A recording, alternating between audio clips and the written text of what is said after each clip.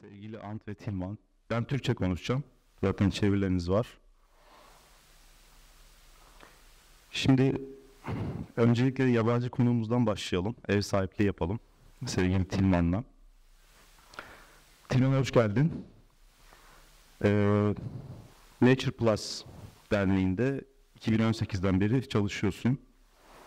2002'de kurulan bir dernek Almanya'da. Constanze, hoş geldin. Ve bir Ecolabel derneği aslında. Oraya gelmeden önce biraz senin geçmişini, sen oraya nasıl geldin ve bu dernek kapsamında neler yapıyorsunuz, ne gibi faaliyetler yürütüyorsunuz? Kısaca senden almak istiyorum. Teşekkürler. Thank you very much. First of all, thank you so much for inviting us from Nature Plus and Mere and all the others. It's great that you organize such a nice exchange of knowledge, and it's really great to see you all here. I'm really impressed. Sorry that I can't speak in Turkish to you. Well, so I offer you my English at least. Well, so you asked how I personally ended up in this very interesting topic. So, yeah, let's say it started with a dream that every school kid has. Actually, my school burned down. So, in the end, I figured it's rather a nightmare when your high school burns down, but it actually happened, and it was like this, that we were on vacation, and then suddenly, I had the Nokia phone, and I got the short message, the school is burning, it's on fire. And that was the good news because, of course, no one got hurt.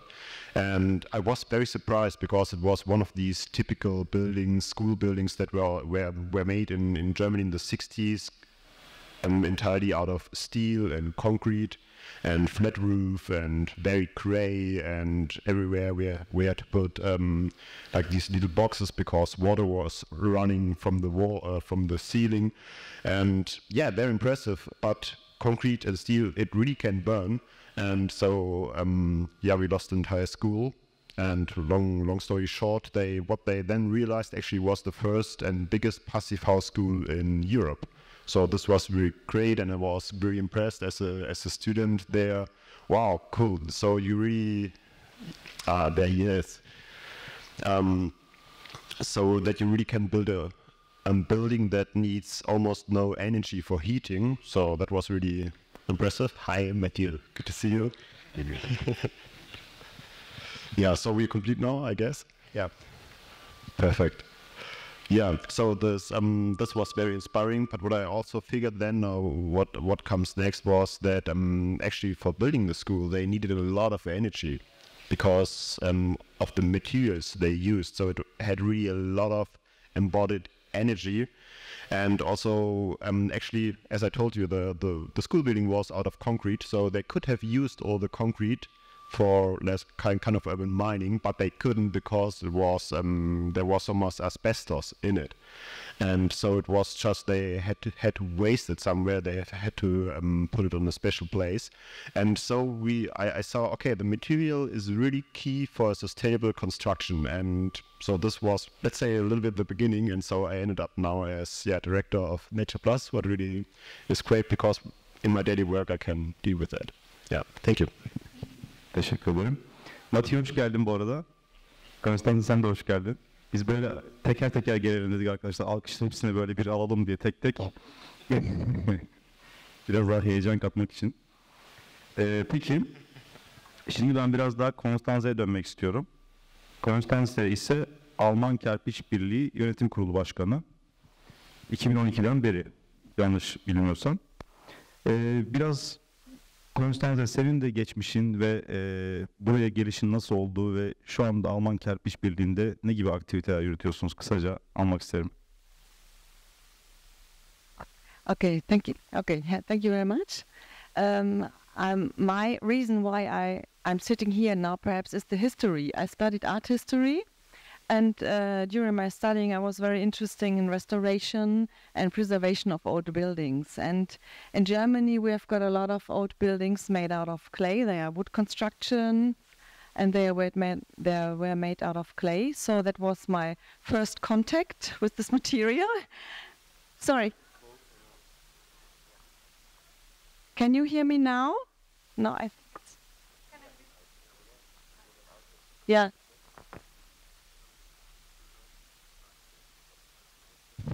Sorry, so I start again. So yeah, okay, thank you. So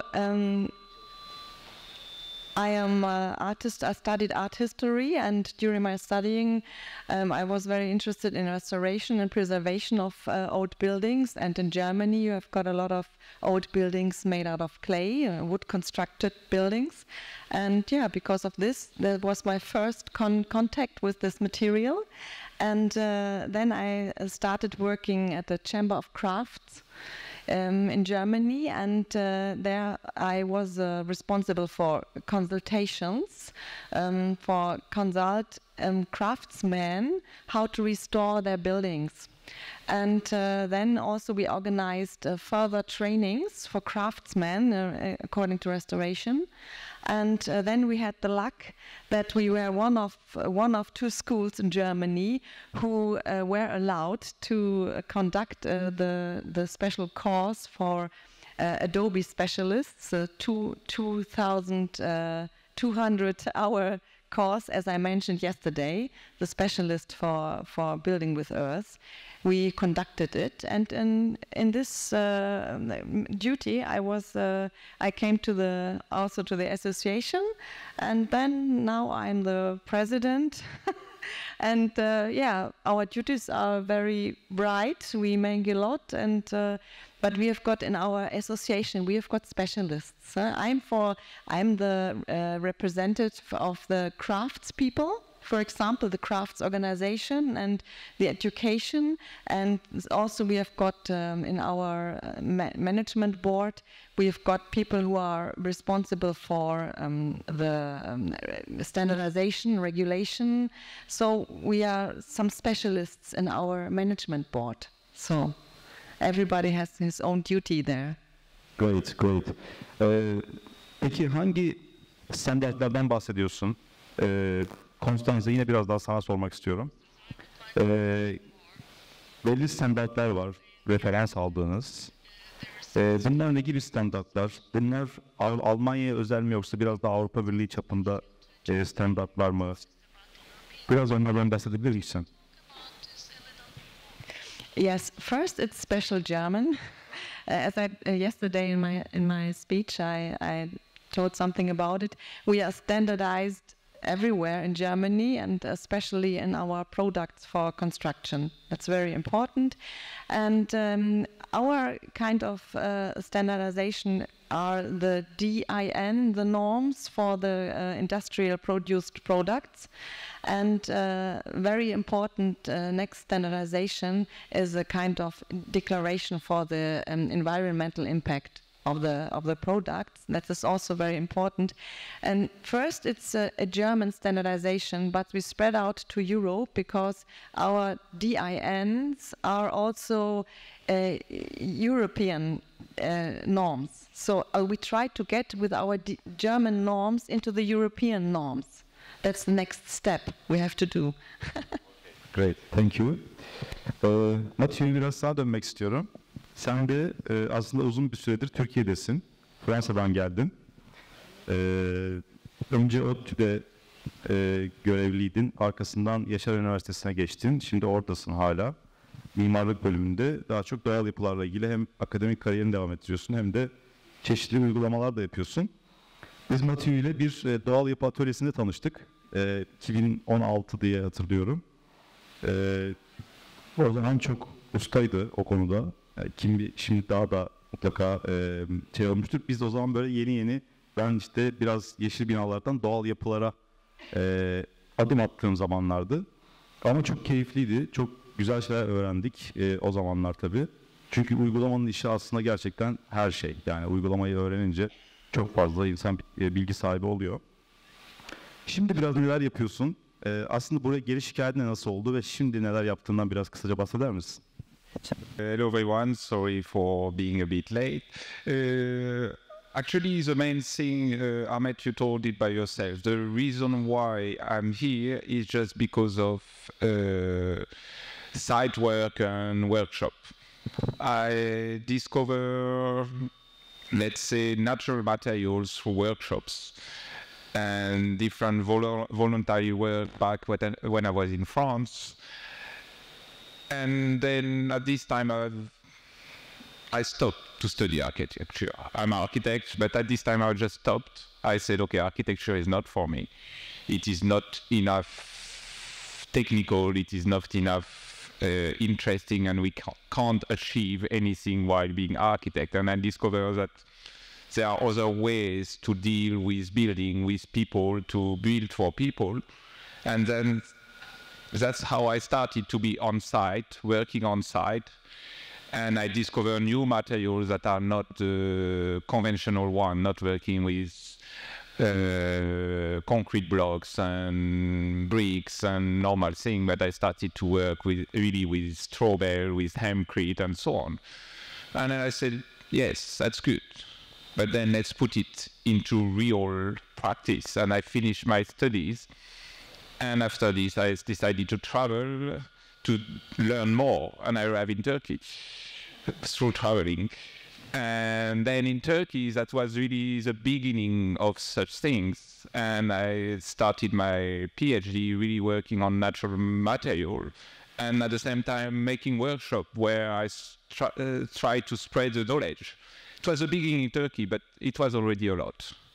People were not connected, there were no network, but there were already a lot of people interested, and that's what allowed these to happen today. So then we started, I met with Ant and Merve, and they started to build a group, and I was directly with AJ, my wife, we were directly into it, and we really wanted to be part of it, and that's how we did. But since the beginning, it's really workshop implementation that lead me to be here, and all what I'm doing is focused around it, because I really think that it's through it that people can really understand the value of those materials. Thank you. Biraz girişimlerinden bahsedebilir misin? Şu an neler yapıyorsun? Çünkü aslında panelimizin de konusu biraz öncü girişimler, sürdürülebilir yapı sektöründe. Dolayısıyla biraz girişimlerimize doğru gelelim yavaş yavaş. Onlardan bahsetmeni rica edeceğim. Şu anda, what I'm doing right now is more, let's say, teaching work. I'm involved in the doğal yapı malzemeleri, but I'm trying more to teach at university about those materials. I'm still leading some workshop in the same way to teach, to show what is possible to be done. At the university, I'm giving classes, elective and mandatory, on those topics, because I really believe that it is the future of construction, or part of the future of construction. So that's really how I'm doing, and starting some research. But as you know, making research on those materials, if you don't really have a good budget, is not really easy, because it's, as every material, you need space and material to test. So there is a lot of work to do, but we are starting. The university is supportive for it, so we probably will be able to start new work over there. Harika, teşekkürler. Şimdi Ant'a dönmek istiyorum. Ant'larla da yine aslında uzun bir tanışıklığımız var. Zaten biliyorsunuz Yapı Biyolojisi Enstitüsü, Doğal Yapı Malzemeleri Derneği, Yapı Malzemeleri Yöntemleri Derneği gibi girişimlerin içinde kendisi de biraz anlatsın istiyorum. Çok kısaca neler yapıyor ve şu anki girişimler. Yani mimarlığa ve mimarlığın doğal yapı malzemeleriyle ilişkisi, kırtaldaki ilişkisiyle ilgili benim aslında ilgim çocukluk yıllarına kadar geri gidiyor. Fakat bunun katalizörleri oldu tabii süreç içerisinde. Bunlardan önemli bir tanesi aslında zamanında rahmetli hocamız Ruhi Kafesçioğlu'nun kulağıma kaçırdığı sular idi. Yapı patolojisi diye bir şey var Ant derdi bana. Daha sonra onun yapı biyolojisi olduğu ortaya çıktı. Almanya'da aldığım bu alandaki eğitimle birlikte. Alman Yapı Biyolojisi ve Ekolojisi Sürdürülebilirlik Enstitüsü'nün başındaki gene Profesör Anton Schneider çok önemli bir hocamdı ve onun aslında yönlendirmesiyle bugün sizlerle burada birlikteyim diyebilirim. Orada yaklaşık 20 yıl çalıştığım süre içerisinde Schneider işte bir gün geleceksen Türkiye'ye döneceksin ve Türkiye'de enstitü kuracaksın demiş idi. Sözünü kırmadım. Fakat Türkiye'ye döndüğümde her şeyin çok daha kolay olacağını zannediyordum. Çok zor bir süreç, sabırlı olmak gerekiyor. Bugün enstitü var fakat bütün bugüne gelmemizin de aslında yine bir dönüm noktası Merve ile tanışmam oldu. Yani Merve olmasaydı aslında ne enstitü kurulurdu ne Doğal Yapı Malzemeleri Derneği belki bugünkü noktasına gelirdi. Bu bağlamda tekrar kendisine bir teşekkür etmek istiyorum. Teşekkür ediyoruz. Zaten kapanış panelinde de bol bol teşekkür edeceğiz. Ama biraz daha detaylara girelim. Şu anda tabii Türkiye'nin aslında mevcut durumu içinde biz biraz da özellikle en başlarda Don Kişotları oynuyorduk. Belki hala birçoğumuz öyle sürdürülebilirlik anlamında. Fakat gittikçe de yaygınlaşan bir sektör, yavaş yavaş biliniyor, farkındalık kazanılıyor.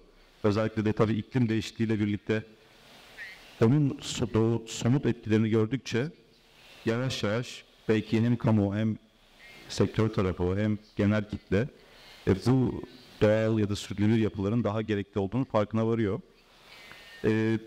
Bu bağlamda şu anda yapılan işler ve karşılaştığım da zorlukları da biraz sormak istiyor. Ya bunları nasıl aşıyorsun ya da aşabiliriz? Sabır ve inatla. Yani fakat tabii burada işimizi doğru yapmaya çalışıyoruz. Her yeni girişim gibi bu sadece mimarlık değil, diğer sektörlerde de benzer aslında. Güçlüklerle karşılaşıyor bu yenilikçi düşünceler diyeyim şimdi. Burada hani insanların kafasına girmek kolay bir şey değil. Yani Einstein bir ön yargıyı kırmak atomu parçalamaktan daha zor demiş zamanında. Dolayısıyla aslında burada iyi örnek olarak aslında biz işimizi yapmaya çalışıyoruz sizlerle birlikte. Kümelenme giderek artıyor, farkındalık giderek artıyor. Fakat sabırlı olmak lazım burada. Gereksiz tartışmalara girmemek lazım. Yani bir hazır beton sektörüne burada savaş açacak değiliz. Tersine onları kazanmaya çalışmamız lazım. Bir TOKİ'yi küçümseyecek değiliz. Ezer geçerler bizi. Ya da zorluk çıkartırlar. Onları kazanmaya çalışmamız lazım. Adım adım olacak şeyler bunlar benim gözümde. Ama dernekle, enstitüyle, Türkiye'de doğal yapı malzemesi üreticilerin artmasıyla, işte eğitim alanındaki, öğrenim alanındaki çalışmalarla bu bir ivme kazanmaya başladı. Yani Almanya'nın belki 35-40 yıl önce durduğu yerde biz şu anda duruyoruz. Bu da kötü bir şey değil yani bu böyle. Evet. Peki teşekkürler. Şimdi Tilmann'a dönmek istiyorum tekrar. Nature Plus Derneği olarak biraz önce de bahsettik. Çok güzel Ecolabel sertifikaları var. Biraz daha bu derneğin aktivitelerinden daha detaylı bahsedecek olursak. Kimler, nasıl girişimler size geliyor? Bu sertifikalandırma süreci nasıl oluyor? Hangi standartlara dayanıyor? Biraz bunlardan bahsedebilir misin? Yes, of course. Thank you for giving me the stage.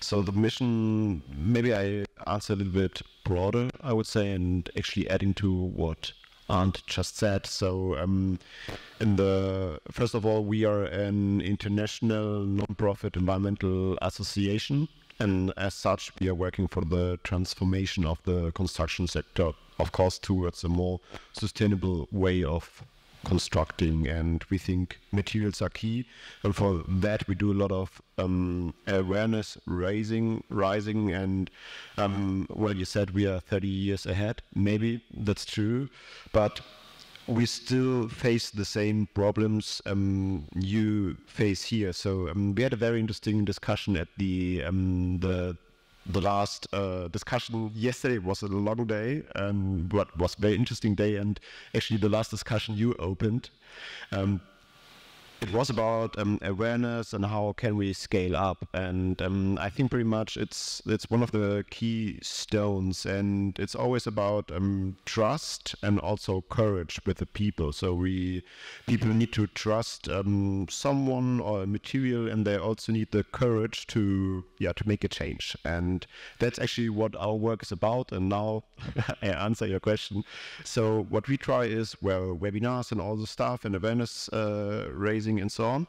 And the other thing is the certificate we have, the eco label. So we see it as a market tool for consumers, but also for architects, for engineers, for all the people that have actually to make the material decision. So if a material has this eco label, Nature Plus, then the architect can trust, okay, this material really is applicable, it's really sustainable, holistically sustainable.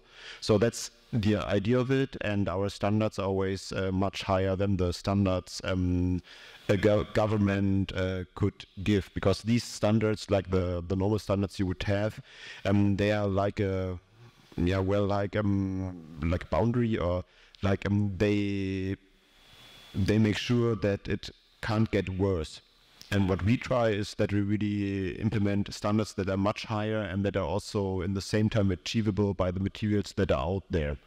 And well, we try to do it very holistically. I gave you the example from my school with asbestos. I mean, that's somehow very interesting. It's a silicate mineral that helps that you need less concrete. I mean, what a brilliant idea. Use less resources, but in the same time, it's cancerogenic.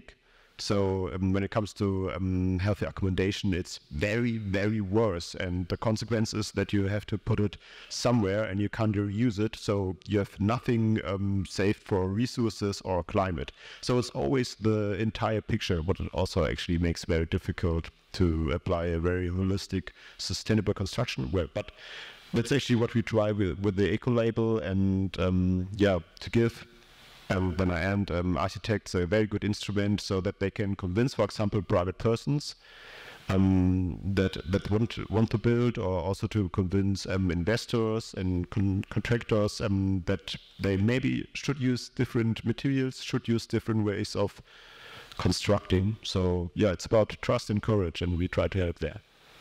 Great, thank you. Tekrar Constanze'ye döneyim burada. Constanze, sen öncelikle ne düşünüyorsun? Bizim ülkemizde örneğin dernekler, birlikler ya da düşünce kuruluşları eğer çok kamuya çeşitli farklı bağlarla bağlı değilse hep böyle bir ikinci, üçüncü planda, belki daha sonra gelip onların görüşleri alınan yerler olabiliyor. Almanya'da durum nasıl? Yani siz bir birliksiniz. Orada sizin görüşleriniz ya da aktiviteleriniz, sizin dikkate alınması nasıl? Yani nasıl daha çok kabul görüyor kamu tarafında özellikle, veya kamunun dışında başka taraflarda kabul görme durumunuz nasıl veya bu noktaya nasıl eriştiniz? I don't know if we reach them. We try, so we have the same way of going as you.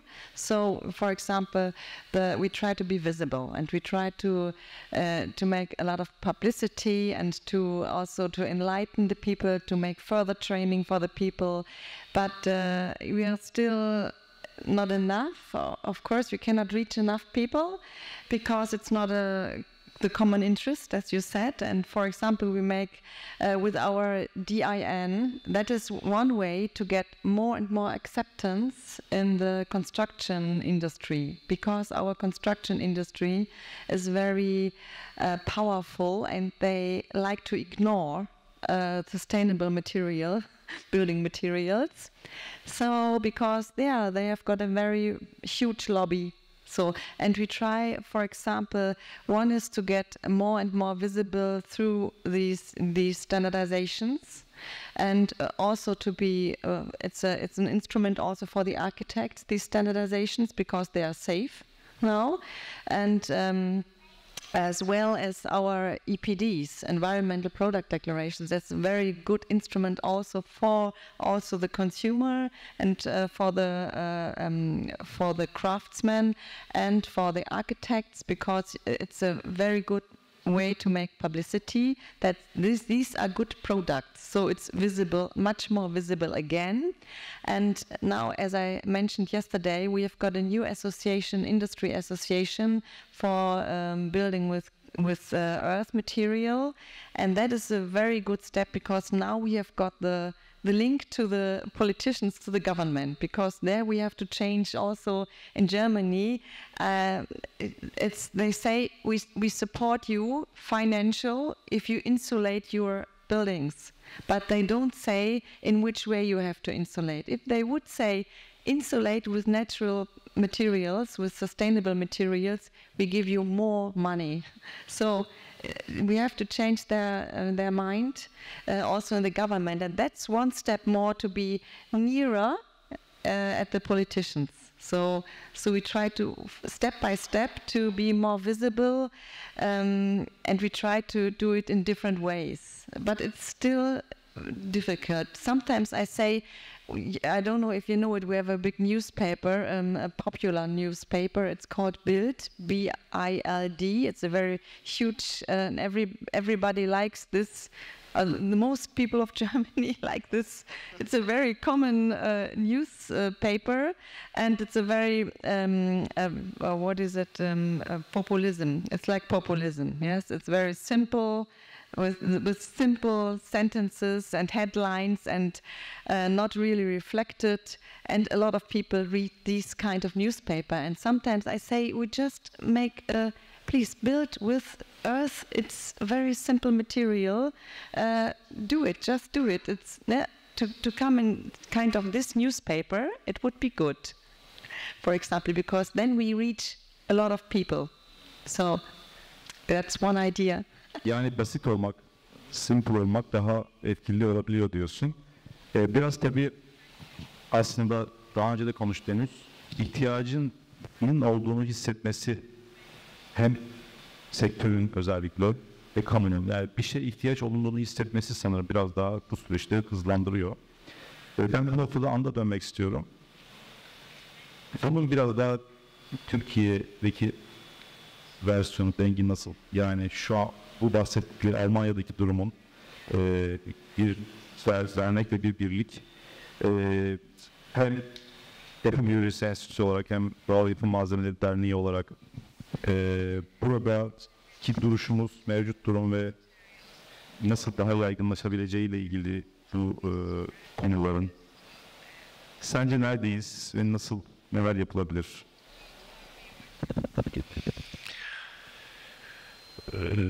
Dikkatimi çeken son 2 yılda ciddi bir ivme kazandığımız.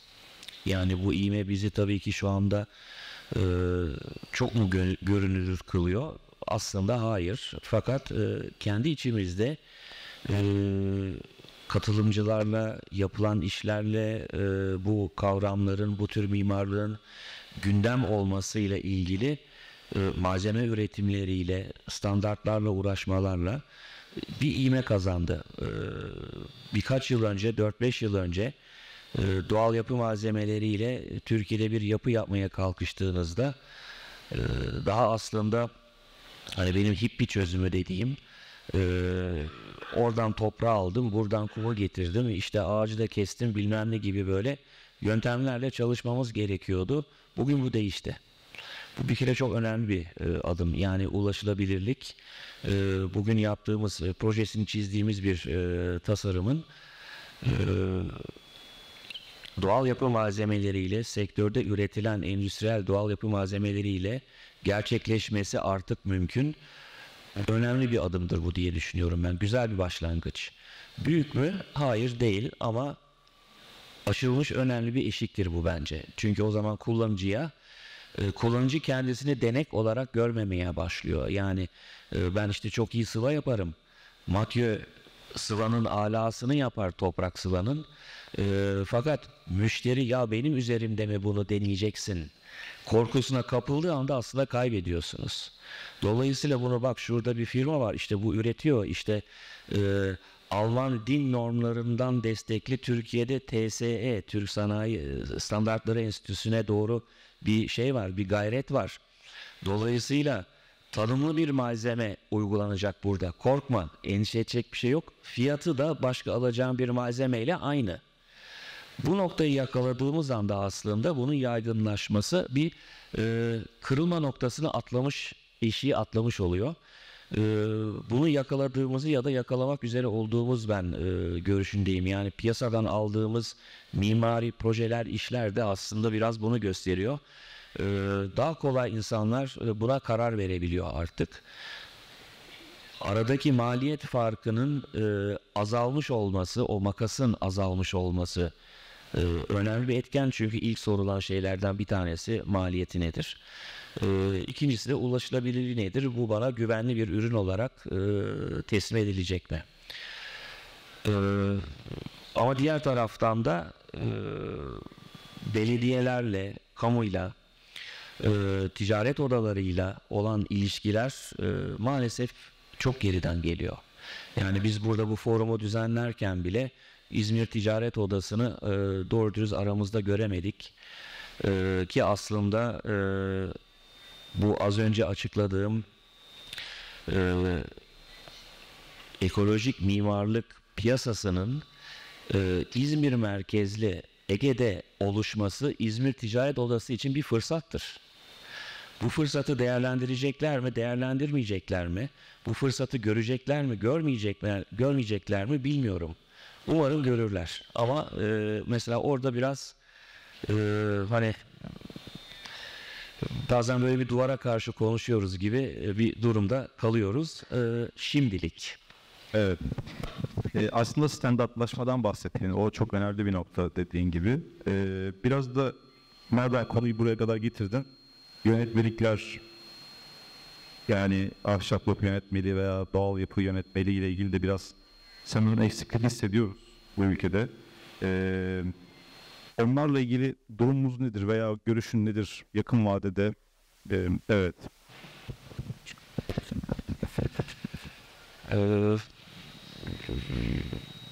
Yığma yapı yönetmeliği kaldırıldı. Almanya'da da bu aslında benzerdi. Yani kerpiçi bir tanımlı yapı malzemesi olarak standartlardan çıkarttılar. İşte Alman Kerpiç Birliği sayesinde girdi tekrar. Bu da Türkiye'de benim gördüğüm yapılması gereken işler arasında. Bunu ne zaman gerçekleştirebiliriz? Bunu zaman gösterecek. Yani Doğal Yapı Malzemeleri Derneği'nin aslında hedeflerinden bir tanesi bu. Bu yapı malzemelerinin standartlaşmasıyla yönetmeliklere girmesiyle ilgili alanlarda çalışmak. Bunun için de tabii doğru partnerlere ihtiyacımız var. O partnerler de şu anda yanımızda, yani yanımda oturuyorlar. O bakımdan da hani onların desteği bizim için çok değerli. Bu işbirliklerinin de daha global bir şekilde gelişmesi gerekiyor burada. Biz kendi üzerimize düşen görevi burada iyi bir şekilde yapmaya çalışacağız. Tabii politik bir konu. Yani politikaya kafa yapımız olarak çok giren insanlar değiliz. Daha doğrusu politik görüşümüz aslında belli. Fakat şu andaki yönetimle o kadar kolay iletişim kurabilecek bir yaklaşımda da olmayan insanlarız. Bu ayrı bir iletişim süreci. Yani içimizden bazılarının belki bunu bir görev olarak üstlenmeleri ve Ankara'daki karar vericilerle bu konuda ilerlemeye çalışmaları benim yapabileceğim bir şey değil. Fakat içimizde bu işi üstlenen arkadaşlarımız ya da kişiler olursa bizlerin yaptığı iş kadar değerli bir iş yapmış olurlar. O tür gelişmeleri bekliyoruz. Evet, teşekkür ederim. Matthieu, sen biraz daha gençlerle, öğrencilerle iç içesin. Üniversite ortamındasın. Onların doğal yapılara bakışı nasıl? ne gibi tepkiler alıyorsun veya yaptığın atölyelerde onların nasıl katkılar aldığını hissediyorsun tüm bu süreçlerde? For what I see from university or from the workshop, they are people interested into those materials. They really wonder. I mean, especially at least on the architecture side or engineer side, there are a lot of young people that are very interested in these materials. But I think what is lacking for them is not the interest, is what they would be able to do out of it. Because, I mean, even here I have some of my former students from workshops or from universities that are here, and most of them, if they are working as architect, or they don't especially use those materials. Some of them do, and some of them are doing their own work, are really continuing, and some of them they just don't know how they could do, because the perspective is not very large, and they are really wondering. So that's for me the main problem, not the interest at all. Even in studio, I managed to make students use those materials, getting interest, making straw bale wall for their architecture projects and so on. So it's not the problem of interest, it's the problem of, okay, we do it at university or we do it in a workshop, but that's nice, but what we do after. So that's the perspective of, yes, there is really a possibility to do something out of it for the future that is missing. But it's coming, because we are here, and there's more and more people coming, and there is more and more people getting interest. So the perspectives are coming. Peki, teşekkürler. Umutluyuz diyoruz yani. Tekrar sana dönmek istiyorum. Biraz sertifika süreçleri. Sanırım sadece Almanya'dan alınmıyor değil mi? Birçok ülkeden size sertifika başvurusu yapan var diye düşündük. Türkiye'den var mı hiç, ya da nasıl bir bağlantınız var veya Türkiye ile daha çok bu bağlantıyı geliştirmek üzerine projeleriniz var mı?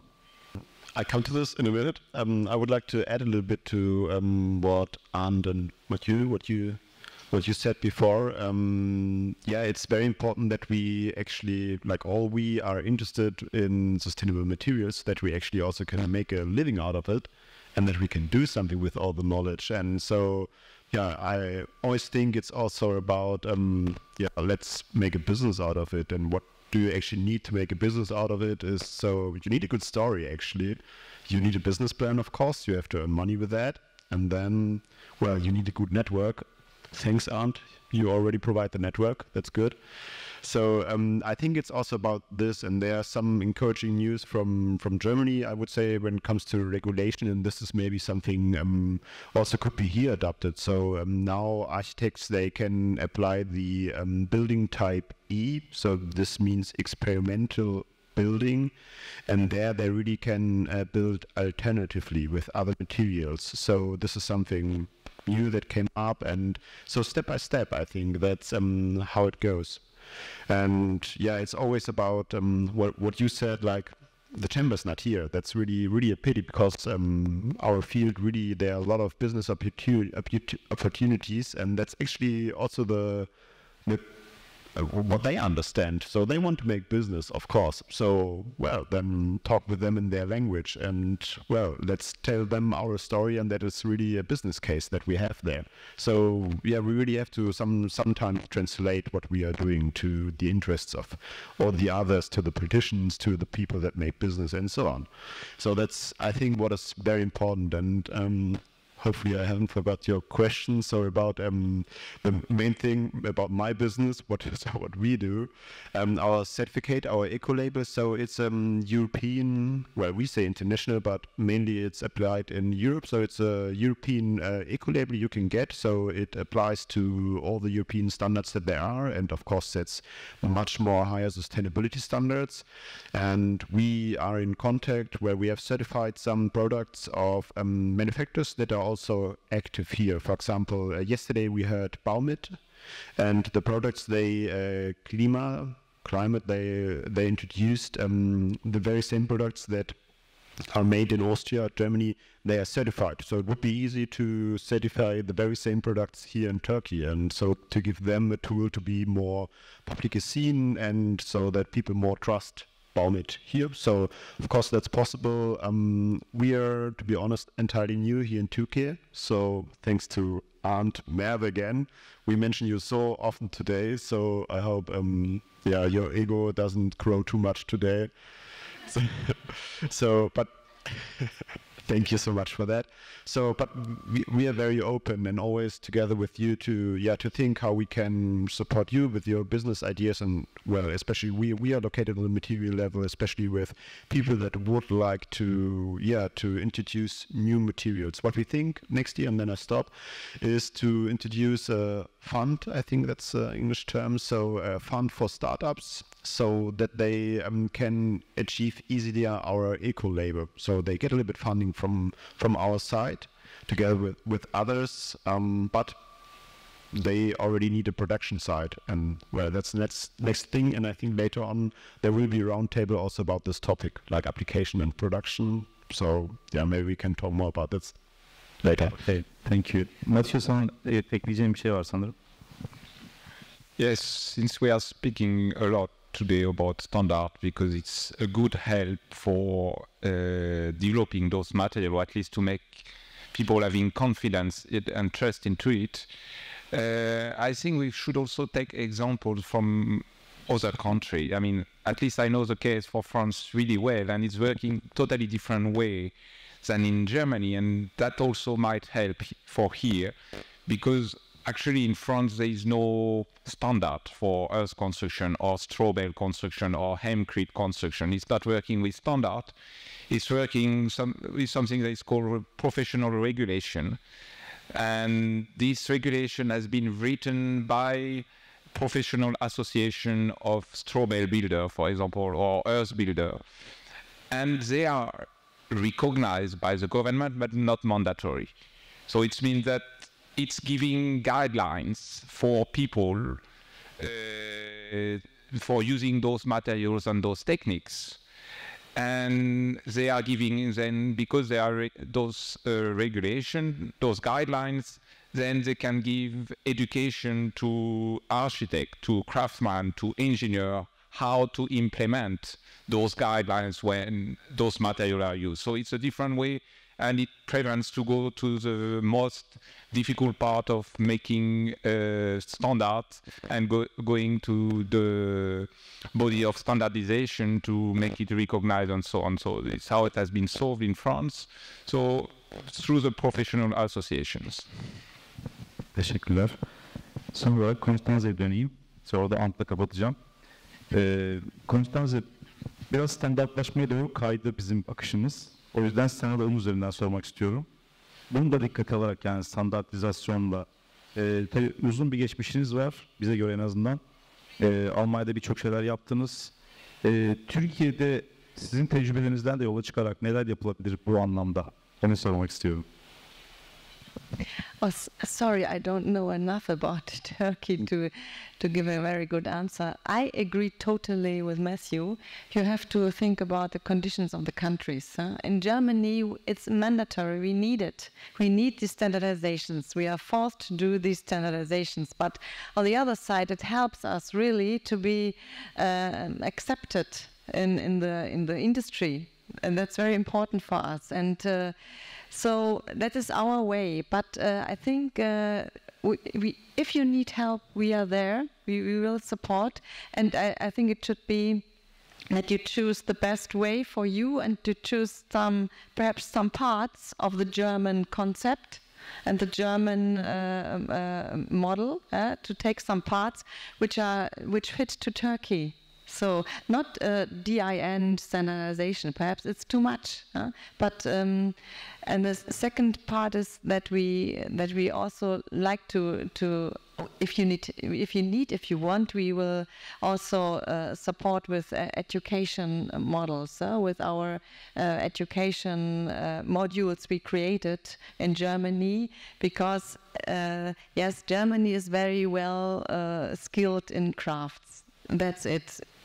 because of our really practical education, and because of this we were able to make a good further education for building with earth and clay, and so if you need help there, our know-how, we are there and give it to you. No problem. We like to do it. It's a pleasure for us. And so also if you need some regulations or standardizations, perhaps that's also take some parts of our standardization, so you can use it, no problem. We give you all information you need, and I think a kind of label as you have, that's very important, that perhaps it's easier to implement here as well. For example, our EPDs, Environmental Product Declarations, perhaps that's also an interesting instrument also for Turkey, because it's a little bit more independent from state regulations. Yeah, so I can only say, if you need some help, we are there. We will support you. No problem. We like it. Okay, thank you. And Constanze diyor ki biz Almanya Kerpiç Birliği olarak her türlü desteğe hazırız diyor. Senden son sözleri alalım. Biraz da bu işin içine, ben tabii dün de biraz bahsetmiştik. Aslında çok önemli bir gerçekliğimiz deprem. Yani evet, sürdürülebilirlik vesaire, ama onunla da entegre ederek bu bağlamda neler yapılabilir bizim doğal yapı sektöründe? Şimdi doğru aktörlerle tabii burada işbirliği çok önemli. Son söz olarak aslında şunu ben paylaşmak istiyorum sizlerle. Kuralları Alman din kadar detaylı olmasa da kuralları yazmak, bunları belirlemek, kitaplaştırmak, kanun haline getirmek o kadar da zor bir şey değil aslında. Bunların uygulanabilirliğini sağlamak aslında zayıf noktamız. Yani ben bir arabanın direksiyonunun yanına sinyal kolunu koyabilirim. Fakat kimse sinyal vermeden o arabayı kullanırsa o sinyal kolunu oraya koymuş olmanın hiçbir anlamı olmaz. Dolayısıyla istediğimiz kadar burada aslında kanunlarla, şunlarla, bunlarla işin teorik kısmında adını koyalım işin. Uygulanabilirliğini sağlamadığımız sürece ve insanlar ahlaken ve bilinçle bunun gerekli olduğunun farkına varmadıkları sürece aslında biraz boşa kürek çekeriz gibi geliyor bana. Yani o bakımdan çalışmamız gereken alanlar burada Almanya'ya göre daha farklı, daha çeşitli. Orada kurallara uyuluyor. Fakat burada bizim aslında daha fazla emek harcamamız gerekiyor daha farklı alanlarda. Teşekkür ediyorum. Çok teşekkürler. Güzel konulara değindik. Biraz da zamanımızı aştık. Ben tekrar bütün konuklarıma teşekkür ediyorum ve dinleyen sizlere.